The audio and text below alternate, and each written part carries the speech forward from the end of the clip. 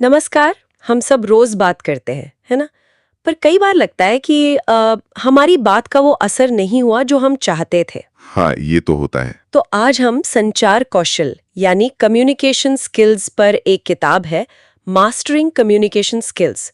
उसकी समीक्षा के जरिए इसी गुत्थी को सुलझाने की कोशिश करेंगे। बिल्कुल। हमारे पास इस किताब की एक अच्छी विस्तृत समीक्षा है और इसका जो निचोड़ है, वो बड़ा दिलचस्प है। मतलब ये सिर्फ ज्यादा या अच्छा बोलना ही नहीं है। अच्छा, तो फिर क्या है? असल खेल है सही तरीके से बोलना, सही समय पर और सबसे जरूरी सही मकसद से बोलना। लेखक का नाम तो देखिए, इस नाम से कई किताबें हैं तो वो पक्का नहीं है, पर जो मूल सिद्धांत है वो यही है। तो आज हम इसी समीक्षा से निकले जो मुख्य आइडियाज हैं उनको समझेंगे और देखेंगे कि ये बातें असल जिंदगी में कैसे काम आ सकती हैं। मतलब चाहे वो आत्मविश्वास से बोलना हो, हाँ, या इंटरव्यू में अच्छा करना हो। या फिर ऑफिस में या रिश्तों में भी संवाद कैसे सुधारें। तो कहाँ से शुरू करें? अक्सर क्या करते हैं, अपनी बारी का इंतजार। हाँ, कि कब मैं बोलूं। बिल्कुल, सामने वाले को सच में सुनते नहीं है। समीक्षा का तर्क है कि सुनना बोलने से कहीं ज्यादा शक्तिशाली हो सकता है। शक्तिशाली? ये सुनने में थोड़ा अजीब लगता है। हम तो बोलने को ही पावर मानते हैं। कैसे मतलब सुनने को शक्तिशाली कैसे बनाया जाए? समीक्षा में कुछ है इसके बारे में? हाँ, बताया है। ये सिर्फ चुप रहना नहीं है, ये है एक्टिव लिसनिंग। मतलब पूरा ध्यान देना, बात को समझना, याद रखना और फिर सोच समझकर प्रतिक्रिया देना। एक्टिव लिसनिंग, ठीक है। समीक्षा में एक बहुत अच्छी लाइन है, सुनना सीखिए, लोग वो कहेंगे जो वे कह नहीं पा रहे हैं। वाह, मतलब जो अनकहा है उसे समझना। बिल्कुल, शब्दों के पीछे जो भावनाएं हैं, जो मतलब छिपा है, उसे पकड़ना। और इसमें सहानुभूति यानी एम्पैथी का बहुत बड़ा रोल है। बॉडी लैंग्वेज मतलब अशाब्दिक संचार पर भी काफी जोर देती है ना? हाँ, बहुत ज्यादा। एक आंकड़ा है जो चौंकाता है, लगभग 70% संचार अशाब्दिक होता है, नॉन वर्बल। 70%? इतना ज्यादा? हाँ, हमारे हाव भाव, हमारी आंखें क्या कह रही हैं, हम कैसे खड़े हैं, कैसे बैठे हैं, ये सब बिना बोले ही बहुत कुछ बता देता है। तो इसका मतलब ये हुआ कि सिर्फ शब्द काफी नहीं है, हमारी बॉडी भी बात करती है। बिल्कुल।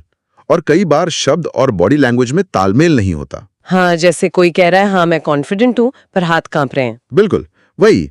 तो समीक्षा शायद इसी तालमेल पे जोर देती है कि आपके शब्द और आपके हाव भाव वो एक ही कहानी कहें। आत्मविश्वास दिखाना है तो सीधा खड़े होना, आंखें मिलाकर बात करना, ये चीजें मदद करती हैं, भले ही अंदर से थोड़ी नर्वसनेस हो। अभ्यास से आता है ये। अभ्यास। हम्म ठीक है। तो सुनना हो गया, बॉडी लैंग्वेज हो गई, अब आते हैं बोलने पर। समीक्षा कहती है कम शब्दों में ज्यादा असर। ये कैसे करें? ये तो बड़ा मुश्किल काम है। मुश्किल है, पर यही कला है। स्पष्टता और सरलता, क्लैरिटी और सिंप्लिसिटी। सीधे मुद्दे की बात करना, बिना गोल गोल घुमाए। अच्छा। समीक्षा में एक और अच्छी बात कही गई है, हर शब्द जो आप बोलते हैं आपकी सोच को दर्शाता है। मतलब अगर सोच साफ है तो शब्द अपने आप सटीक निकलेंगे। फालतू की बातें जो गैर जरूरी है उनसे बचना वही प्रभावी है। सही है। और जब हमें ग्रुप के सामने बोलना हो, जैसे प्रेजेंटेशन देनी हो, उसके लिए भी कुछ है समीक्षा में? हाँ, प्रेजेंटेशन स्किल्स पर भी बात हुई है। सिर्फ क्या बोलना है, कंटेंट, वो जरूरी नहीं, कैसे बोलना है, डिलीवरी, वो भी उतना ही मायने रखता है। कैसे मतलब? आवाज वगैरह? हाँ, जैसे सही जगह पर रुकना, पॉज लेना, ताकि लोगों को आपकी बात सोचने का, हजम करने का मौका मिले। अच्छा, हाँ, लगातार बोलते जाने से लोग ऊब जाते हैं। बिल्कुल। तेरे आवाज में उतार चढ़ाव रखना, वॉल्यूम मॉड्यूलेशन, ताकि एक रास्ता ना आए, अपने बोलने की गति को कंट्रोल करना, ये सब चीजें मिलकर एक अच्छी यादगार प्रस्तुति बनाती हैं। ये छोटी छोटी बातें हैं पर असर बड़ा डाल सकती हैं। लेकिन मुश्किल हालात का क्या? मान लीजिए कोई तनाव का माहौल है या कोई आपकी आलोचना कर रहा है, तब कैसे बात करें? हाँ, ये बहुत जरूरी पॉइंट है। संकट के समय संवाद, क्राइसिस कम्युनिकेशन। समीक्षा कहती है कि ऐसे में सबसे पहले तो शांत रहना है। मुश्किल है पर जरूरी है। बहुत जरूरी। अपनी भावनाओं पर काबू रखना, फिर सहानुभूति के साथ दूसरे की बात सुनना, चाहे वो आलोचना ही क्यों ना हो, और फिर बहुत स्पष्ट और संयमित तरीके से अपनी बात रखना।